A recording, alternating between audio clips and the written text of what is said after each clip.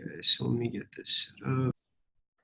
Hey guys, I've got Keith Kouzmanoff here.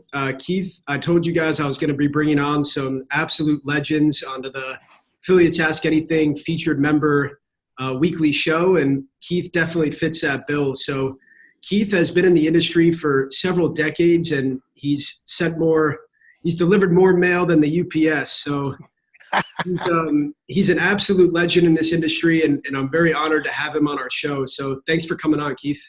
Oh, Tyler, man, my pleasure, man. I mean, it takes one to know one. I mean, you've been around the block a couple of times. I mean, we all have, Yeah. We all started off like not knowing, our thumb from our toenail or whatever the expression is. And, Yeah. you know, someone was kind in the industry, took us under their umbrella, and instead of told us to RTFM, read the Yeah. manual, right? They kind of showed us what buttons to press, and here's I guess, the peek behind the curtain kind of thing. And, I mean, I would say, Tyler, it's one of the few people, you're probably the person, here's how I explain it when they say, hey, what's Tyler about? I'm like, well, the expression when you're the smartest person in the room, you're supposed to leave. Well, if Tyler walks in a room and he's the smartest person, he teaches. Yeah, yeah. Well, I appreciate that, man. I'm always trying to help people out. I was fortunate to have some mentors that helped me out in my early days, like you just said, and I think that's how a lot of people get their start in this industry. But so tell me about your past. I mean, I know a lot about what you do, but tell me about when did you first get into this industry and what kind of brought you in?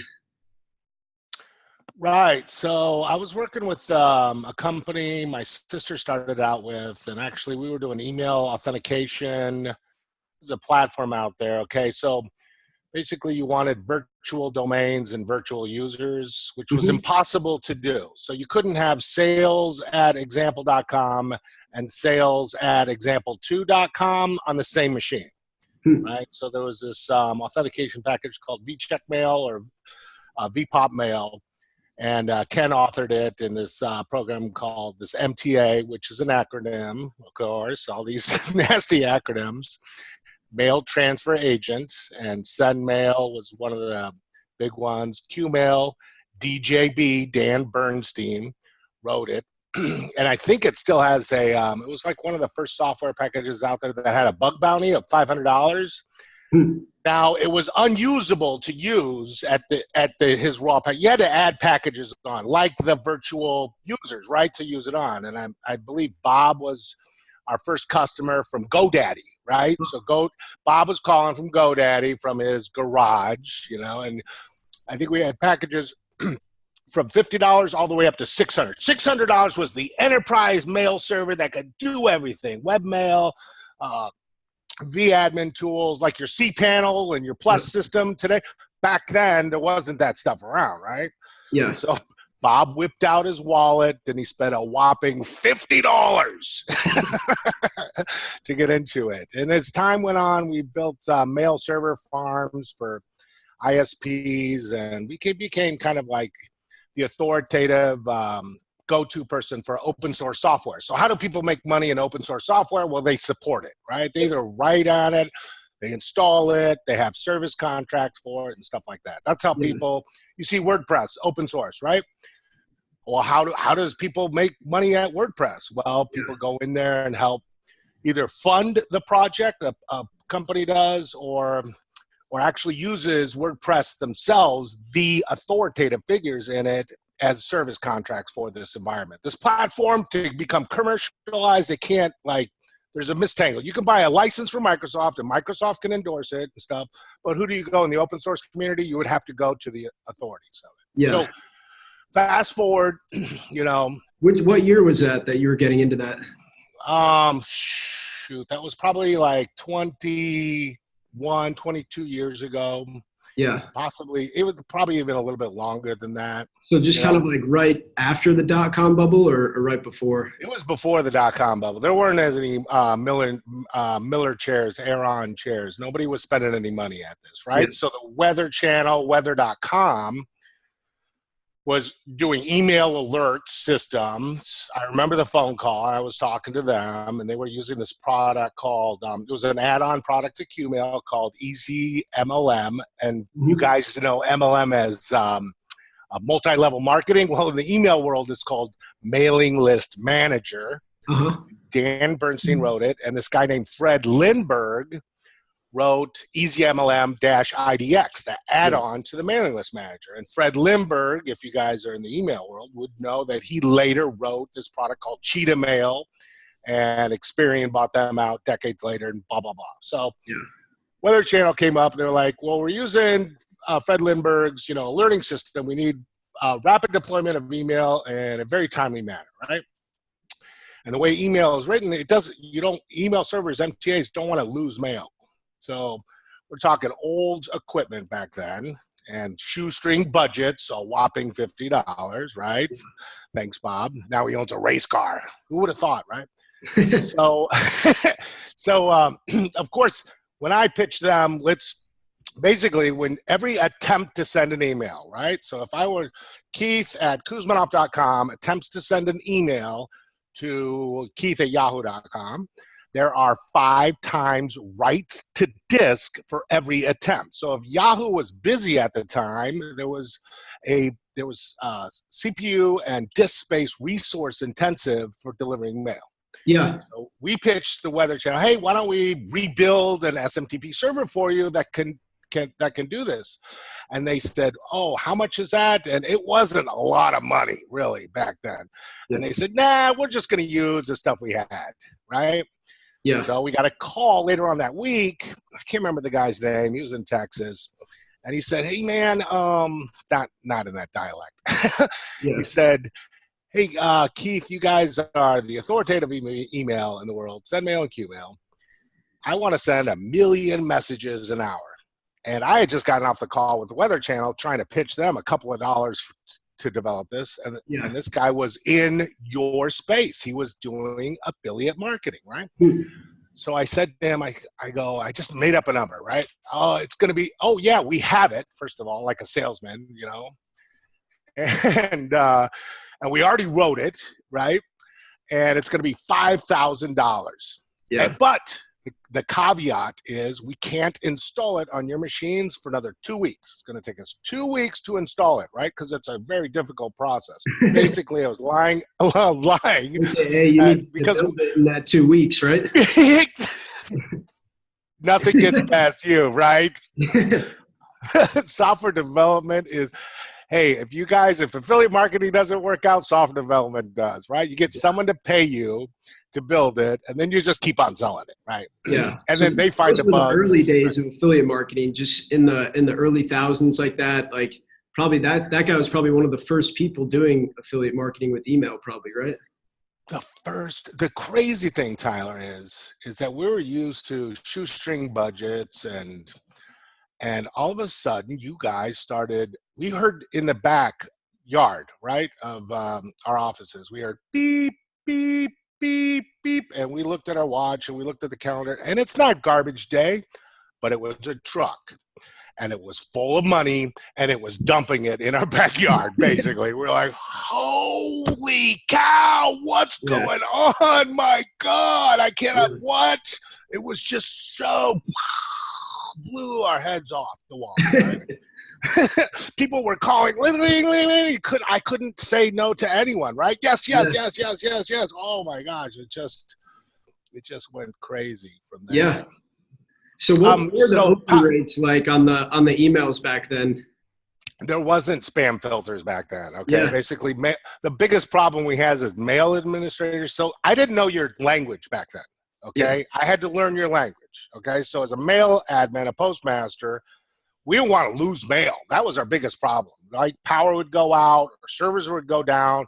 Microsoft Exchange at the time had a prolific problem, right? Because if you filled up the mail server, it would crash the mail server, and it almost became unrecoverable. Yeah. So if you were in a business, that was the biggest headache you would have is mail server crashes. Yeah.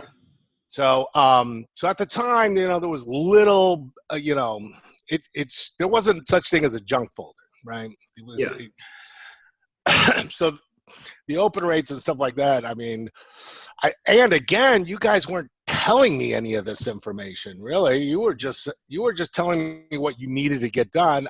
We engineered it for you, right? And then, so Power MTA, Port 25, and Cheetah Mail were the three, and RoboMail. We built this product called RoboMail. Yeah. Of course, there's that's a Chinese your sister's company, right? Right. Inter 7, which was developed, and we've got, we have contracts with the feds, the IRS, the e-file project. If you could remember back then, CSC won the project. They went to Dan Bernstein, who wrote QMail. It was the only package out there, secure email server out there. And they said, Dan, can you help support this package you wrote? And he said, no, I'm suing you for encryption laws that the federal government has. And he's a mathematician and physicist out in, or mathematician out in the University of Chicago. And his claim to fame is never to see a TV on, right? Yeah. And he said, he literally gave him the bird, F you IRS, F you federal government. I've got lawsuits out here. And the feds, they go, look, we want to use your package. Who do we call? Right. And they said, oh, call Inter 7. They'll probably do it for you. They're not suing the feds. Right. Yeah. So, but that stuff is, there's all kinds of crazy companies that we've done business with. I mean, you remember Amber Alerts, or we still use Amber Alerts, right? Yeah, I still get them on my phone. Yeah. Right. Yeah, exactly. So back then, Amber Alerts were state-run by state. So if you were on the borderline of Utah and California, and the girl or boy left Utah, California would have no idea, right, that this person was missing from Utah. So there was this organization, a privatized organization, called Amber Alerts, and they put together all these. And at the same time, they were like, well, we need a delivery system to get out these emails to alert law enforcement, municipalities, newspaper, radio, TV, anybody that can.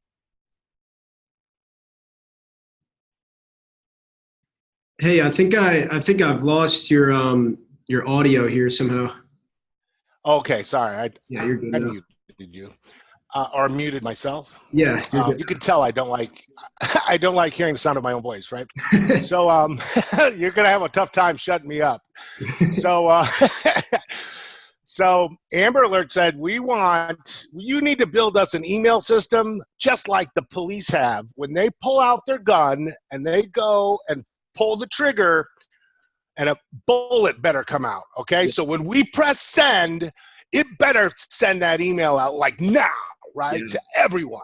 And we were like, oh, sure. And they literally went to a conference of all 50 states, and they presented it, and they got the phone numbers for everybody in the conference, right? I don't know. There were 75 of them. They go, and they were using RoboMail at the time. They were like, hey, look, watch this, right? And they were like, bing, and all of a sudden, every cell phone in the place, all laptops, ringing, and all 50 states signed up from that. Wow, that's awesome. So you guys were really the first people to get in on that. There were only a handful of us who were in that deep end of email software platforms. So, like I said, there was Power MTA, Port 25, Cheetah Mail that came out, and then there was a lot more that came in there. We didn't really go with we didn't hire secretaries and buy office buildings. We kept everything on a shoestring budget, right? Yeah. We just tried to keep it down to earth. We were still supporting code in the open source community. We still do today, right, Tyler? I mean, we haven't changed. They haven't changed their business model. They're still deep in that thing. Well, you'll see Power MTA, Port 25, who bought them out? Message Systems, Oracle's buying out, ESPs. They're nowhere near the open source. They're so far distant from what we do in the open source community that it's like they don't even, I don't know. Granted, we found out, oh, this is how these emailers need to use this for tracking. We built tracking links, open links, unsubscribes, click-through parcels, click-through pixels, stuff like that. And wow, we consulted for a lot of ESPs because they really didn't know the ESP terminology. I remember when the Email Experience Council came out the DMA started it. And it was like their first year and nobody knew anything. And these marketing people used terminologies us engineers didn't use.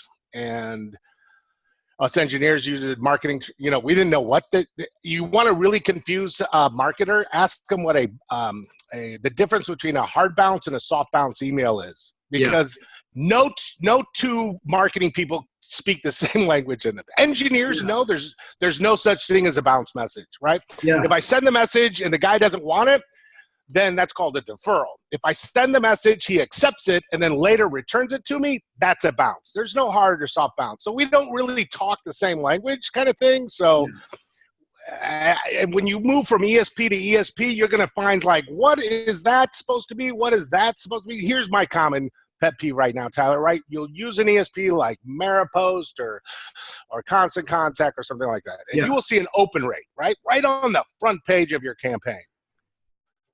But it's not unique open rate. Right. It's a global open rate. And then you have to drill down to find the unique open rate. And really, the unique open rate is really your pulse that you want to measure. You could care less if the person opened it 17 times. Okay?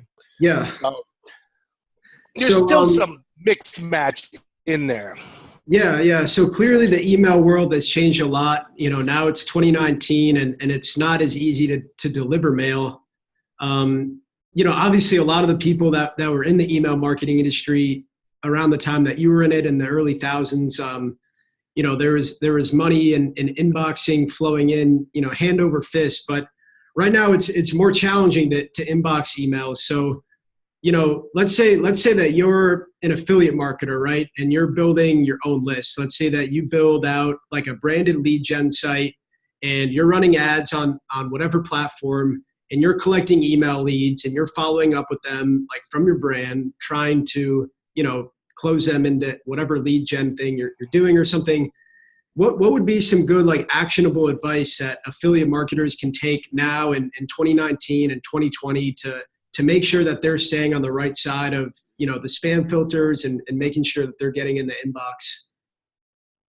Right. So Tyler, when you and I started, the expression online for marketing, right? The affiliate marketing really got its name out there and people were they called ourselves affiliate marketers.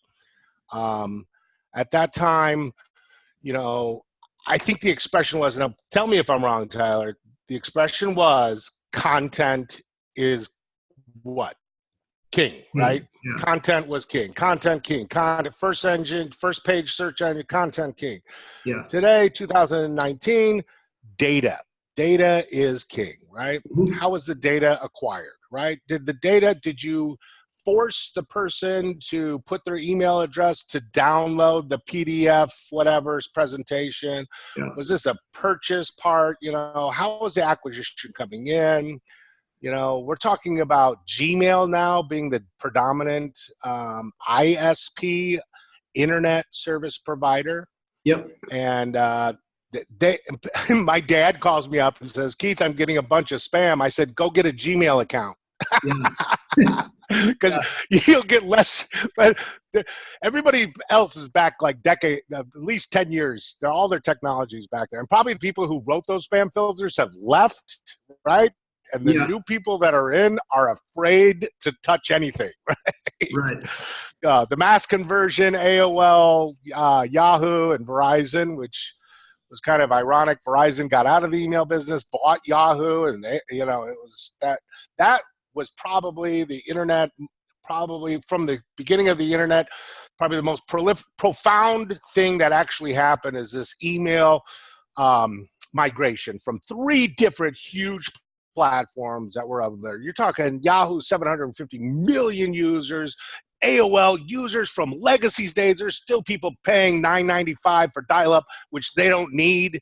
We're talking Verizon people coming in, and they built this, and it went almost flawlessly, right? Then again, you got 70% Gmail users, right? And Gmail is just, they know everything. Here's the trick, Tyler, right? You're probably using Gmail analytics on your own website. They already know how many native people are visiting, how many people are paid coming in. They already know if they've searched or it's organic, you know. So Yeah. when you're trying to send out, so say you have 10 visitors, they already know that 7 or 6 of them are Gmail users, right? Because their Gmail account's already authenticated with a cookie placement session cookie. And they know if you try to send 15 emails that day, they're like, whoa, that doesn't really line up to your organic traffic, right? So you can't really hide too much from Gmail as much as you want to. There's a little bit of gray area you can hide into, but after a while, over 50 or 100 emails, they're going to know, right? And it's really micro-segmented. Right? We heard like last year or 2 years ago, segmentation. Nah, it doesn't even cut it anymore. Yeah. Micro-segmentation. So what do you mean by that? Like, how do you micro segment like that? All right. So you've got different users on different platforms. Yep. Right. The different buyers or different acquisitions, right? You've got male, you've got female in there. You've got time zones in there. You've got weather in there. Did you know like dating offers do better at night over the weekend? In fact, if it's raining in your city, the dating offers will do 70% more better than if you're sending to somebody who's got sunny day. You know, I mean, so there's really, you could really micro segment your data that you're sending to today. And the engagement that you get back, it's self-rewarding. Yeah. Right? Because now for the email open rates, engagement is king. Like you need people opening and clicking and replying to your emails to maintain that good, healthy inboxing, right? And it's also I call it the email stream, Tyler, right? Mm-hmm. So, and a lot of people get this confused. This is one of the things that myself, right? You guys are sending auto insurance and auto warranty, right? And you think, same vertical, autos. It's auto, right? Wrong. You have to look at close cycle. Auto insurance has a closed cycle of people are month to month on auto insurance, 6 month, and the rule of thumb, ask your father, hey dad, how often should I check my auto insurance? He's going to say every 2 years because the rates go down, right? Yeah.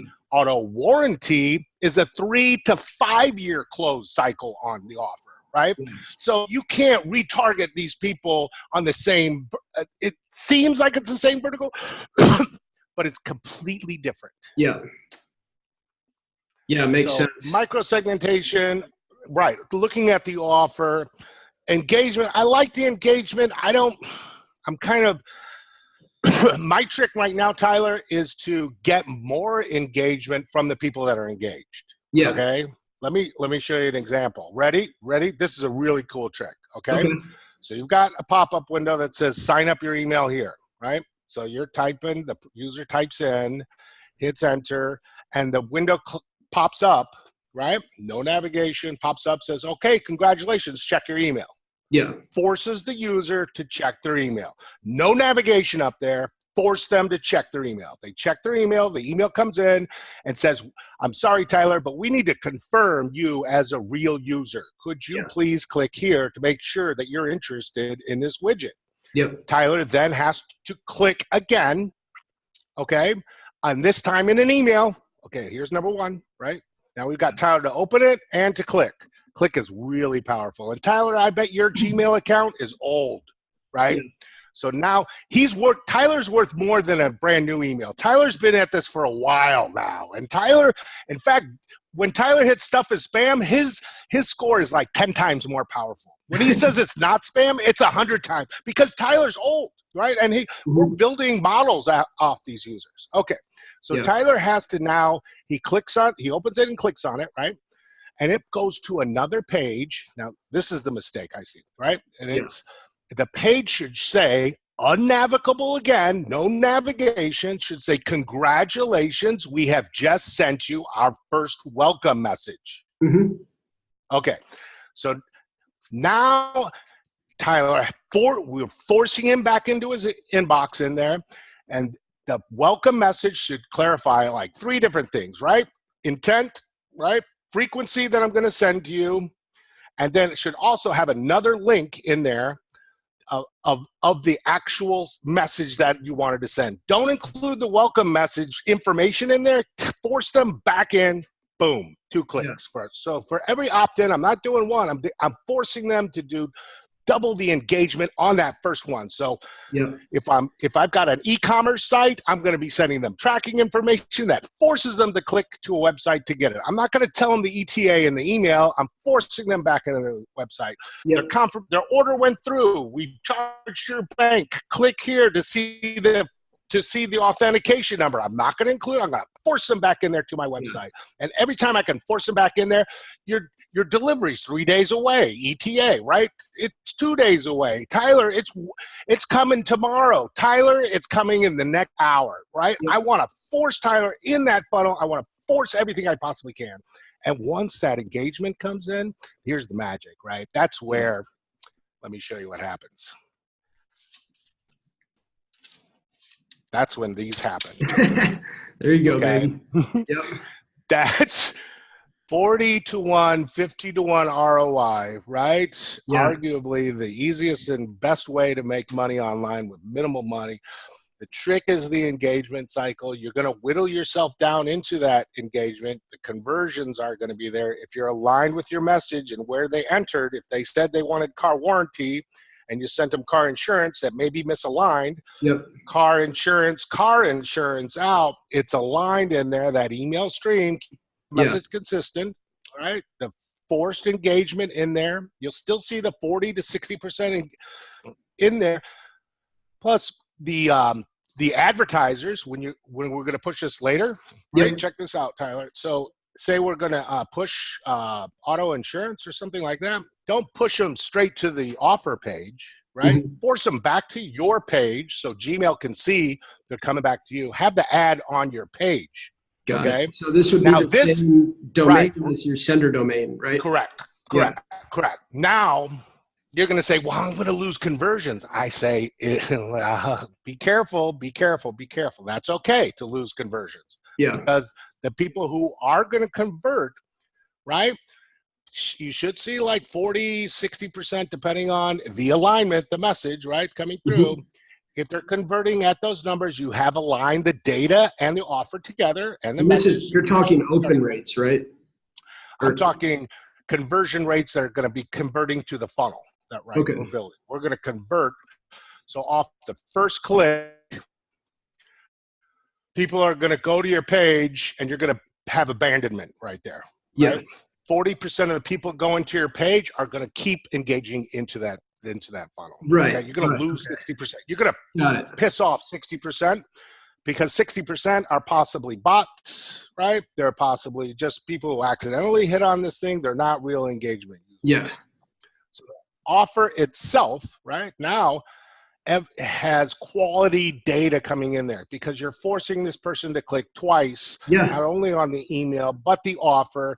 So the advertiser who is buying the leads from that will die for that traffic. And not only that, but they might even pay you more money if it's higher quality. Exactly. Because everything's last click, especially on email, right? Yeah. So you're only seeing last click transaction. You're not seeing the branding. You're not seeing anything else. Branding does well. If I'm going to be doing email marketing, branding does really well because somebody's already done the other work. We use the old same terminology above the fold, which is the scroll bar, right? Yeah. We the same thing back 40 years ago in the newspaper age where they said you need to see the ad 3 times before you gain the trust in order to make the phone call or to buy it, purchase the item. Same thing online. It's like 3.12%. So you can transition that thing in there. Put your search engine cap on in email. Steal from native people. Native people, they're all clickbot stuff, right? Clickbait, right? Yeah. We have subject line, from line, and pre-header. Yeah, that's a good tip. That is all you get. That is all you get. I'm sorry, I can't give you a picture of the crackhead, and I can't give you a picture of a beautiful girl in a bathing suit. You got 3 spots, right?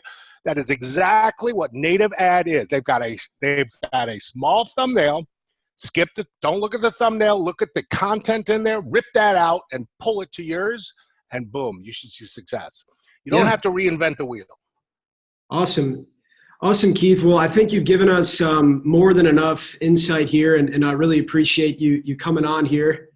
Anything else you want to say? So where can somebody contact you? So if you know, they want to hire your company to you know, consult with the email or you know, manage data or whatever, where can they reach you?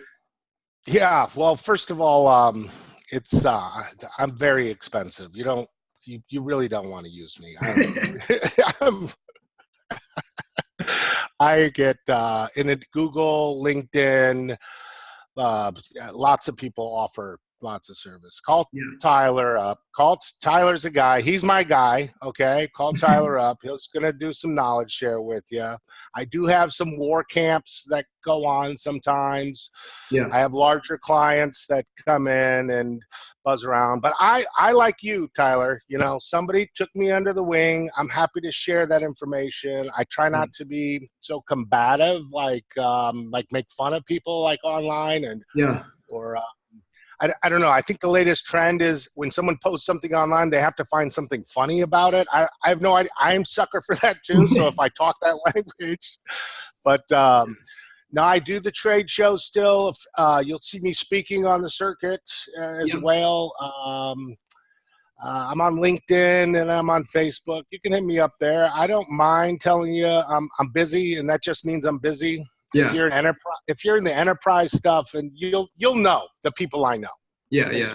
Right. I mean, I hate to be vague, but hey, you're good, man. Well, anyways, I think we'll wrap it up here. You know, we were shooting for 15 minutes, and I think we went probably double or triple that amount of time. But it's all good, and I really appreciate you coming on. And you know, I'll catch you at Affiliate Summit, or you think you're going to be out in Vegas? Oh, definitely. Darren Blatt has the best parties out there. The Affiliate Ball, wouldn't miss that. Affiliate Summit, MailCon is there before. There's another show that's piggyback in there. Yep. Traffic and Conversions, another really good show. The same guys who bought Traffic Conversion got Affiliate Summit. I know the Ryan D's and Roland and Perry, who sold Traffic. I know all that core group over there, and those guys they're you know, wicked. They're expensive too, but they're wicked smart people, man. And I like to follow around other smart. Stick with those.